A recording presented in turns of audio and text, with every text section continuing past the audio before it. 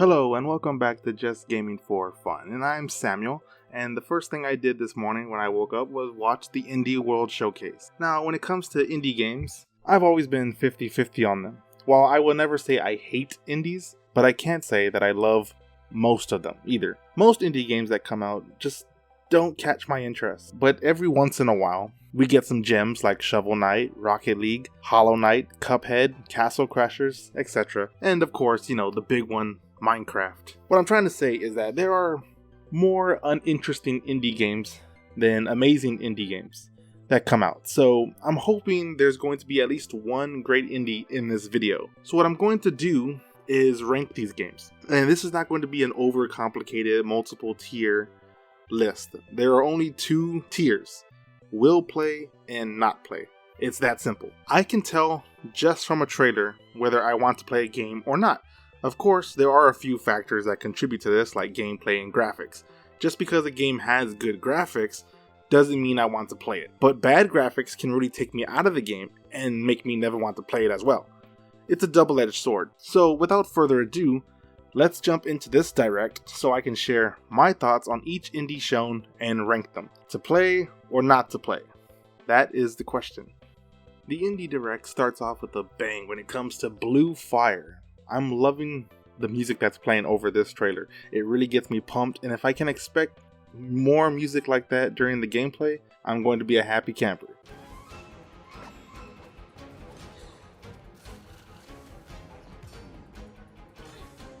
Graphics look great and cute thanks to that chibi character. I'm loving his design. From the trailer, the gameplay seems to be filled with fast and frantic platforming and hack and slash action, with tons of boss battles and tons of foes to bring down, and probably a lot of secrets to be found as well. Blue Fire looks like it's going to be a fun indie. I'm excited for it, and I will check it out when it releases for the Switch. So if it wasn't obvious, Blue Fire will be placed in the will play tier. To start off this direct with Blue Fire was a great idea. It's an excellent start to their direct. So let's hope that excellence continues. Next up we have Baldo, and the first aspect of Baldo that caught my eye was the graphics. It reminds me of Ni no Kuni, which has that Ghibli art style, which is what I think Baldo was going for, which is fantastic because it looks beautiful. Gameplay seems to be aiming to be kind of like Zelda, which is also great. It's an action-adventure game where we can explore this beautiful world and fight monsters and solve puzzles and meet interesting characters. So from what I'm seeing is that Baldo is Ni no Kuni plus Zelda equals I'm in. Baldo is just filled to the brim with charm. This looks like it's going to be a fantastic indie. So Baldo is going to be right at home in the will play tier. Here is I Am Dead. And at first glance, I can say without a shadow of a doubt, I'm not feeling this art style. It just looks way too cheap. This is the kind of art style that just keeps me away from a lot of indies. I'm sure some people will be okay with it, but it's just not working for me. And the gameplay isn't helping anything either. It looks to be a game where you just watch people and look through their stuff to solve a mystery or mysteries. I don't know about you, but that sounds dreadfully boring to me. But this game is clearly not aimed to people like me. I like games where I can have fun by fighting and exploring and killing things or people. So I Am Dead seems to be everything I don't want in a game. So for me, I Am Dead is going into the will not play tier. I will not lose any sleep over this game, and hopefully I will never have to think about it ever again. Here is Bark, and this is an interesting game to me because I'm not a huge fan of shmups, which is shoot 'em ups, vertical or horizontal. I know most YouTubers seem to absolutely love this genre, but it's never really been a big genre for me. I guess it's just because I don't like the screen being filled with hundreds of projectiles that I have to constantly dodge all the time. I don't find it that fun. But that being said, I'm liking how Bark looks in the gameplay department. Sure, it looks to be the same as many shmups, but it doesn't look too fast or crazy to the point where the only way to beat it is to become a master at it. I don't have time for that shit, but something that is just meant to be fun with a decent challenge is right up my alley for this type of game. The graphics are well done, everything is bright and definable. With a lot of shmups, everything tends to blend in, so I end up dying because I can never tell what I'm looking at. But who knows, Bark may have that exact same problem in the game later on, so can't really tell right now. But where most shmups have a generic art style and graphics where you're just like a little tiny ship fighting random generic monsters, Bark seems to have more personality. I mean, come on, you're playing as dogs flying in bright colored spaceships. I mean, that's just kind of cute. So Bark seems to be the perfect kind of game where you pick up and play for a bit, which means Bark is perfect for the Switch, and for me, I'm looking forward to it. So you know what that means. Bark is going in the will play tier.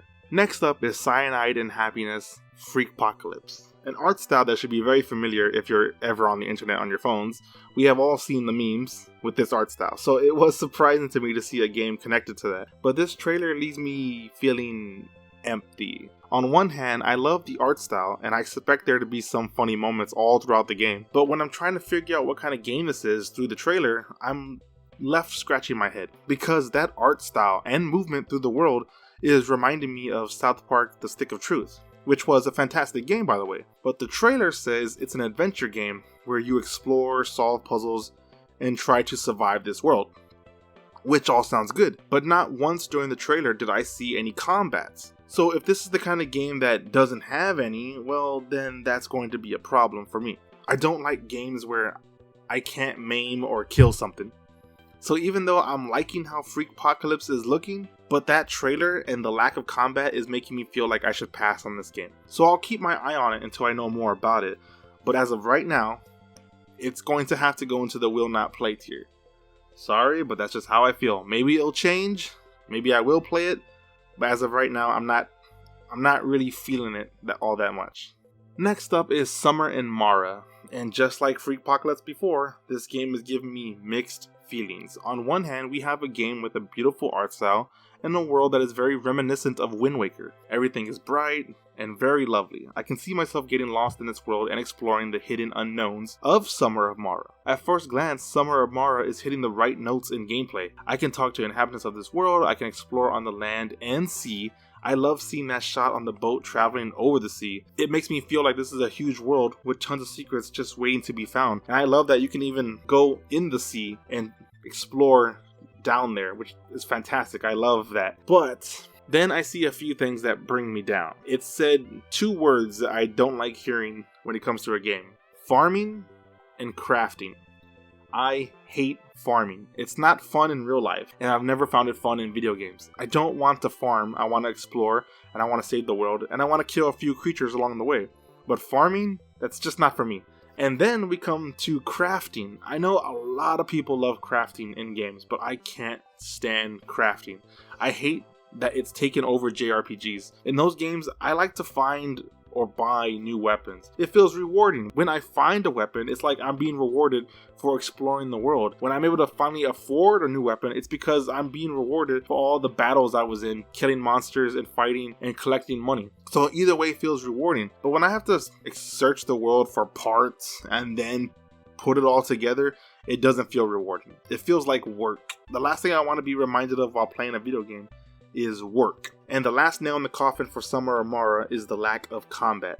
I see no enemies or weapons, so that right there tells me that this game is not for me. I'm sorry, Summer of Mara, you look fantastic, but you are going to be placed in the will not play tier. You did the three big no-nos for me: no combat, farming, and crafting. Sorry, but it has to be this way. Looks like we are finally getting an FPS, and it's quite a different take on the genre. Okay, before I get to the gameplay, I must comment on the graphics. It looks bare bones and boring, but that's not a deal breaker.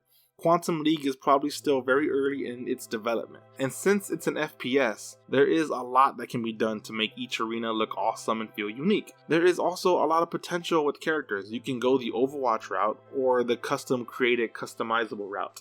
Either way is fine, but it's the gameplay that is compelling and repelling at the same time. And that is due to its special mechanic. It seems each round you will have a clone of your past self that will mimic the way you played in that last round.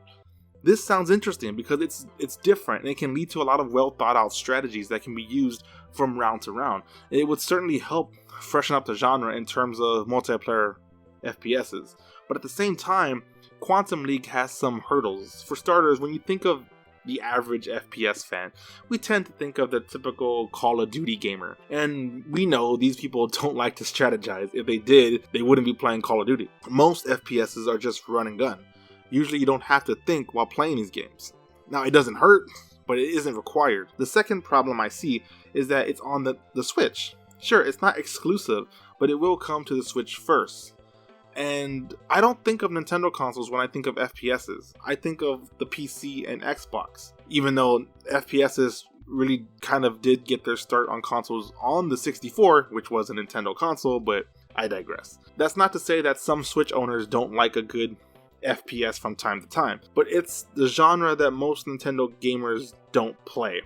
If this game will ever blow up in popularity, I see it happening on the PC, not the Switch. Again, Quantum League looks interesting. It has a great concept, but it is an online multiplayer FPS, and I tend not to play online multiplayer games anymore. So for that reason, Quantum League will have to be placed in the will not play tier. But I wish the game and the developers the best of luck, because it is an interesting concept. This is the good life, and I'm gonna make this quick because I'm tired of repeating myself. Graphics look bare bone. The gameplay looks like it's going to be boring for my taste. You get to explore this world and solve mysteries, and you can even transform into animals apparently, which sounds okay, but like many indies, it has no combat, so bland graphics mixed with no combat equals will not play tier. Just at first glance, I could tell the good life was not for me. It may be more up your alley, but it's just not for me. The less said about it, the better. But if you like what the trailer showed, by all means, follow it and play it and love it. This is just my opinion. Next up is The Last Campfire. And uh-oh, is that Sean Murray right there? That could be bad. But him aside, this trailer is extremely captivating. Like, I was just like, wow. That's all I could say while watching it, was wow. The art style and graphics are cute and gorgeous. I love how this world looks so cute but depressing and interesting at the same time. The game looks to be hitting the same feels I felt at the beginning of Ori and the Blind Forest, but take that feeling and expand it throughout the whole game. The Last Campfire seems like it's going to have a very heartwarming narrative experience that isn't dragged down by dialogue. You can tell what to feel just by sound and atmosphere alone. So yeah, I'm feeling everything about The Last Campfire's graphics and art style. Depressed beauty is what it is. But what about the gameplay? Well, it looks to be a game where you explore and solve puzzles, which feels appropriate, but you may be thinking, uh-oh, no combat, so I'm not going to like it. Well, in this case, you would be wrong. Everything in this game is so beautiful, and I mean everything. The characters, the music, the world, graphics. We can tell the gameplay is going to be mostly solving puzzles and story driven, but that is fine for this one instance. The Last Campfire is hitting every category that matters to me, and I think with this game I can deal with the lack of combat. Sure, I would enjoy it even more if it had combat, but that's not killing my anticipation for it. As you can tell, I'm just gushing about this game. So yeah, you guessed it. The Last Campfire is going to be in the will play tier. It just has to.